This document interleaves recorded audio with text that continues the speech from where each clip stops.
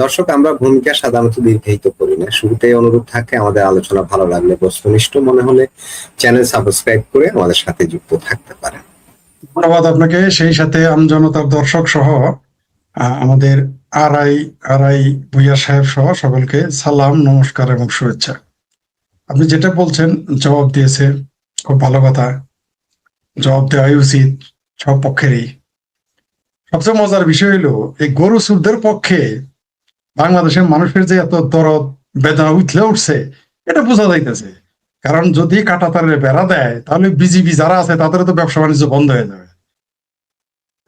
ব্যথা তো তাদের লাগবে। তারপরে সাম্প্রদায়িক ব্যাপার, আর ৭১-এর ভূমিকা, এগুলো তো বেজায় কষ্টের কারণ হয়ে দাঁড়াবে, ওটা আমরা জানি। তারপর নগদ নারায়ণ পাইতো, সেটাও বন্ধ হয়ে যাইতেছে।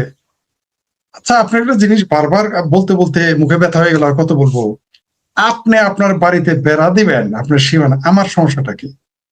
তাহলে বুঝতে হবে দাল মে কুছ কালা হায়। যদি আমার ব্যথা লাগে, তাহলে বুঝতে হবে হয় আমার ওইখানে জমি আপনি জোর করে নিয়েছেন, অথবা আমি চুরি চামারি করি, দুটোর মতো একটা। তো বাংলাদেশ যদি মনে করে যে ওইখানে কাঁটাতারের বেড়া, এরাও দেখ না করছে কে? বাংলাদেশকে কি বিএসএফ না করছে তোমরা কাঁটাতারের বেড়া দিও না? এরাও দেখ না দেখি। ঘটনাটা কি? জামাল বিরা পাগলা হয়েছে না? ডিমের আলি ৩টাই কিনবে, বেচবে, আর ৫টাই কিনবে। এগুলো তো মানুষ বুঝে। আজকে দেখলাম আমার এক ভাবির পোলা সীমান্তে গিয়ে হাউকাউ শুরু করেছে। গরু চুরে থালিদ্দর নাকি আমার ওই ভাবির পোলা যে ডেম পেয়েছে, মনে হয় থালিদ্দর বুঝেন তো। আবার আমাদের জামালপুরে থালিদ্দর বলে তাকে যে চুরি বাটপারি করে যার কাছে টাকা জমা রাখে, যে চুরি বাটপারি চুরি টাকা নিজের কাছে রেখে পরে শেয়ার করে দেয়, রক্ষক, কেশিয়ার, যারা থালিদ্দর বলি আমরা তাদের। তো আমার মনে হয় আমার ভাবির পোলারা থালিদ্দর, বিজেপির থালিদ্দর, তাদের খুব কষ্ট হওয়া দরকার। মানে চরি পে চরি ফের বিশ সিনা চুরি। আর আপনি যেটা বললেন, যেগুলো ডিসপিউট আছে সেগুলো নিয়ে কথা হতেই পারে। ডিসপিউট আমার দেশের জায়গা আমি ছাড়বো কেন?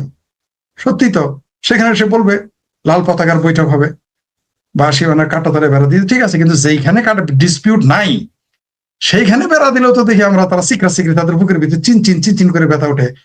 বিএনপির সমস্যা হইতেছে, ভাবির পোলাদের সমস্যা হচ্ছে, জামাতের সমস্যা হচ্ছে, লিল্লাখোরদেরও সমস্যা হচ্ছে ২-৪টা। যারা সাপ্তাহিক সাদগা চান্দা না পেলে যাদের পেটে বাদ চলে না, তারাও ভারত দল করে নিতে চায়। তারপর রিক্সাওয়ালাদেরও আজকাল সমস্যা। ঠিক আছে, আজকে রিক্সাওয়ালারও বেজায় ভিড় হয়ে গেছে। ওই যে একটা মেজর ছিল না, কি যেন, মেজর রাফসান নাকি ফাপসান না কাপসান, কি যেন নাম, কি যেন তো মনে থাকে না। রিটায়ার্ড এক মেজর বলছেন ৪ দিনে কলকাতা দখল করে নিব, এত বড় বীর। তো এরা, আপনি যেটা বললেন, ঝামেলা হতেই পারে। এরা তো চাচ্ছে, জামাতের আমির তো বলছে তারা দোয়া করতেছে ভারত যেন আক্রমণ করে। তারা বলছে না, বলে নাই নির্বাচনের আগে? বাংলাদেশ তো এটা চাচ্ছে। কারণ বাংলাদেশ তো এখন বাংলাদেশ না, এখন এটা পূর্ব পাকিস্তান। তো পূর্ব পাকিস্তান তো মুখিয়ে আছে যুদ্ধ করার জন্য ভারতের সাথে। ঠেলাটা তো পরে বুঝবে। মানে কাঠ তো আমাদের জামানের ভাষা বলে, অত কাঠ খাইস না রে, অত কাঠ খাইস না, পরে কিন্তু আংরা হাঁকতে হবে। তো বাংলাদেশের মানুষ, ওই যে আরেকজন বিএসএফ বলছে যে কোনো গুলি হয়নি বলেছে। যাই হোক, আমি সঠিক খবরটা জানি না, কোনোটাই আমি জানি না, যেটা আমাদের উপস্থাপক বলছে। কারণ আমি সন্ধ্যা হইতে ছিলাম, আপনারা জানেন যে আমি একটা পোস্ট দিয়েছিলাম যে কয়েকদিন ব্যস্ত থাকবো, সেই জন্য আমি অনেক বিষয় জানতে পারিনি। যেটা বলতেছিলাম, কাঁটাতারের বেড়া দিলে আপনার কেন জ্বলে?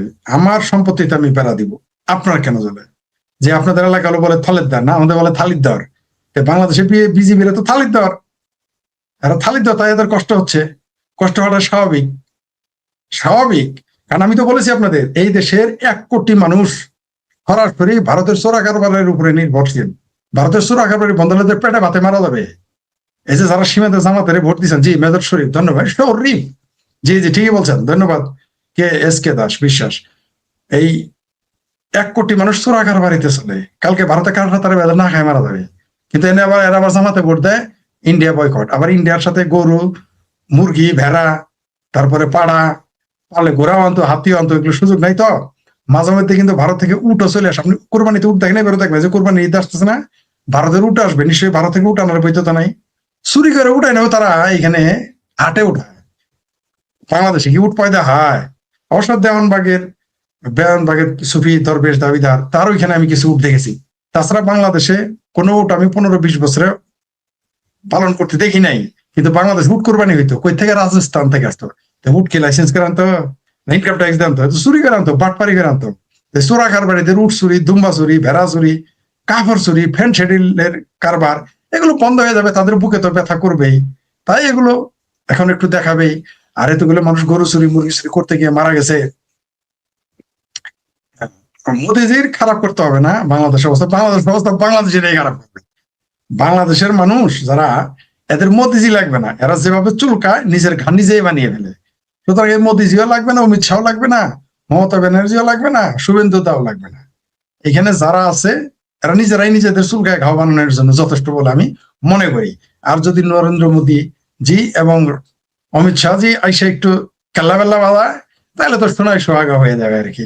আর বাংলাদেশ মানুষ তো যুদ্ধ চায়, আমি আগে যুদ্ধ চাইতাম না, কারণ কি যুদ্ধ মানেই ক্ষতি, যুদ্ধ মানেই মৃত্যু, যুদ্ধ মানেই ধ্বংস, যুদ্ধ মানেই নারী শিশুর উপরে অমানবিক অবিচার। প্রথম শিকার হয় যুদ্ধের নারী ও শিশুরা। তো আমি যুদ্ধ চাই নাই, কিন্তু এদের যে খাই উঠছে রে ভাই এদের। হ্যাঁ, আপনি কি পাকিস্তানি দালাল নাকি সোহাগ মিয়া? ও সোহাগ মিয়া, আমার ভাবির বলা, তুমি কি পাকিস্তানি দালাল? নইলে আমার কেমনে তোমার ভারতের দালাল মনে হয়? চুরি করবা তোমরা, চুরি করতে যাবা, এটা কইতে গেলে ভারতের দালাল না? ফাজলাই এরা। ভারতে বোন বিয়ে দিবে তোমরা, খালারে বিয়ে দিবে তোমরা, ভাগ্নিরে বিয়ে দিবে তোমরা, আর ভারতের দালাল আমি না? ইয়ার কি মারাও? হ্যাঁ, ভারতের দালাল মুরগি চুরি করতে যাও কেন, গরু চুরি করতে যাও কেন, পেঁয়াজ চুরি করতে আমি যাই? ও ভাবির বলা, তুমি যে লাগলে আমি ভারতের দালাল, খাও ভারতের ডা, পরো ভারতের ডা, আমার ডাকো ভারতের দালাল আমি না? আমি ভারতের সাথে চোরা করে ব্যবসা করি? হ্যাঁ হ্যাঁ, ওইটার কথাই বললাম, ওই যে মতিঝিল উটের ব্যাংকের ওইটাই, যে দেওয়ানবাগ পীরের ওইটা, ওইটা সুফি দাবিদার তিনি, তার ওইখানে উটের খাবার আমি নিজে দেখছি, ওখানে গিয়েছি কয়েকবার, ওইখানে আছে। কিন্তু এই যে এত উট বাংলাদেশে আসে, উট চুরি করে আনো, দুম্বা চুরি করে আনো, হিয়াল কুত্তা চুরি করে আনো, আর আমার ভারতের দালাল। ভারতের চাইল ছাড়া পেটের মধ্যে ভাত ঢুকে না। হ্যাঁ, তোমার শাশুড়ির বদবায়ু ত্যাগ করতে পারে না ভারতের কসমেটিক না মুখে মাখলে, আর তুমি আমার টাকা ভারতের দালাল? হ্যাঁ, ফাজিল কথা। যাই হোক, সেটা অন্য বিষয়। এখন আপনি যেটা বললেন, পরিস্থিতি অবশ্যই খারাপ হবে। আর তৃতীয় রাষ্ট্র পাকিস্তান, তুরস্ক সহ বিভিন্ন রাষ্ট্র চাচ্ছে ভারতের সাথে একটা ঝামেলা হোক, বাংলাদেশের জামাতও চাচ্ছে একটা ঝামেলা হোক। কিন্তু আমি বলে রাখি আগেই, সেই ৭১-এর পুনরাবৃত্তি ঘটবে আবারও, কিন্তু পাকিস্তানিদের যদি এইবার রাজাকার আলবদর সংখ্যা বেশি থাকবে। এইবার পাকিস্তানে যত ছিল রাজাকার আলবদর, তার সাথে ৫ গুণ বেশি থাকবে রাজাকার আলবদর পেয়ারা পাকিস্তানি। মরবেও পালে পালে, আপনি দেখতে পারবেন। এদের খুব খাইজ উঠছে, খাইজ। আমি মানে আগে বলতে চাইনি এটা যুদ্ধ এখন আসলেই দরকার, কারণ এই বাংলাদেশে জেলায় লিল্লাগর আছে, এরা তো মাদ্রাসায় তো আপনার সদকা ছাড়া চলে না। আমি একটু দেখতে চাই যারা যুদ্ধ, অবশ্যই এদের ব্যবসা আছে, এদের পেয়ারা পাকিস্তান আছে না, এদের ব্যবসা কি সন্ত্রাস রপ্তানি করা, উৎপাদন করা, এই ব্যবসা চালাইতে পারবে। তাছাড়া বাংলাদেশের কোনো ব্যবসা থাকবে না। এই বাংলাদেশে এখন মাদ্রাসা নামের ফ্যাক্টরি হবে। আর যারা এই পেয়ারা পাকিস্তানে আছে তারা মারামারি করতে চায়, করুক, করতে থাকুক, ভারতের সাথে আমরাও দেখি। কিন্তু আমি ওই যে বারবার বলি যে ভারতের মতো প্রতিবেশী পাওয়াটা আমাদের সৌভাগ্যের, বা বাপ দাদা ১৪ গোষ্ঠীর ভাগ্য যে ভারতের মতো নিরীহ শক্তিশালী একটা প্রতিবেশী আমরা পেয়েছি। যদি এটা বার্মা হইতো, যদি এটা পেয়ারা পাকিস্তান হইতো, যদি এটা আফগানিস্তান হইতো, তখন সেটা ভাঙ্গা মায়ের দেওয়া শুরু করে দিত, সব জাত হয়ে যাইতো। নিরীহ প্রতিবেশী পাইলে তখন ওইরকমই লাগে। হ্যাঁ, নিরীহ নিরীহ নিরীহ। ওই বাবির পোলার আব্বা আমি আছি, বাবির পোলার আব্বা আমার বলা যায় না, আমি বাবির পোলাদের আব্বা, এটা বলে নেন, তাহলে হয়ে যায়। ঠিক আছে? তারপরে বাবির আব্বা হচ্ছে বাবির খালাতো ভাই, মামাতো ভাই, চাচাতো ভাই, আর এদিকে আমি। ঠিক আছে, ২ দিক দিয়ে আমরা আছি বাবির পোলাদের।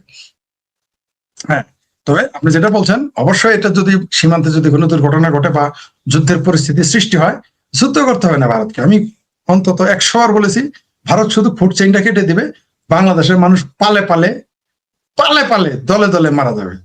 যুদ্ধ করতে হবে না ভারত, খালি ফুড চেইনটা কেটে দিবে। ওই যত পেয়ারা পাকিস্তানি মারায়, এরা ওই যে দোয়া করলে মৌলবীদের দোয়াতে আসমান থেকে খাবার আসবে না, আর পাকিস্তান জাহাজ বেড়ে খাদ্য আনবে না, পাকিস্তান জাহাজ বেড়ে বড় জঙ্গি বাংলাদেশে বাড়াবে, এর চেয়ে আর বেশি কিছু না। হ্যাঁ, শেখ হাসিনা ২৬৫ বিলিয়ন পাচার করছে, আর বাংলাদেশে ফ্লাইওভার হইলে আসমান থেকে ফেরেশতারা বানিয়ে দিয়ে গেছে, আর জিনপরিরা বানিয়ে দিয়ে গেছে, তাই না? আর পাতালপুরিতে দৈত্যরা এগুলো বানিয়ে দিচ্ছে। ইয়ার কি করার জায়গা পাও না? ইউনুসের কথা বলতে মুখে তো ব্যথা করে। হ্যাঁ, তোমার আব্বা ইউনুস যে নিজের ক্ষমতায় থেকে ক্ষমতার অপব্যবহার করে সবকিছু করে নিছে, তোমার শেষ মধ্যে আদম ব্যবহার হয়েছে। সেই ইউনুসের পক্ষে বিরুদ্ধে তো একটা কথা কও না, বাতি যারা আমার ভাবের শেখ হাসিনা নিয়ে গেছে, শেখ হাসিনাকে আদম ব্যবহারে লাইসেন্স করছে। পৃথিবীর কোন দেশে কোন শাসক